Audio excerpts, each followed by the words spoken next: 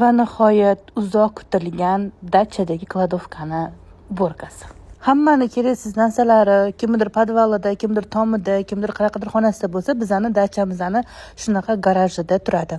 Bu yerda manikenlarimiz, kolyaskarimiz, Maryamning kachelilari hamma ishlatmayotgan barcha narsalarimiz shu yerda turib yoyilib ketgan edi. Va jiyanimiz Lola bilan bismillah deb ishni boshladik. Biza bu yo'ni 2 kunda qilsak kerak deb o'ylab o'tirdik, lekin ko'z qo'rqoq qo'l botir deganlardek bir kunda tugatib tashladik. Bu yo'da kerakli narsadan keraksiz narsa ko'payib ketgan ekan. Hamma narsani musorlarga tashlab va kerakli narsalarni chamadonga, korobkaga qo'shib, joy-joyiga taxlab chiqdik. Bu narsa juda ham mayda-chuyda bo'lgani uchun anchagina vaqtimiz olib qo'ydi. Oxiriga kelib men oyoq kiyimimni ham yechib yubordim, chunki tapchikada vashshe changlik bo'lgani uchun qiynalib ketdim. Shuncha mehnatdan keyin bizani tandirdan uzirilgan damashniy issiq somsa tarvuzlar kutib turdi.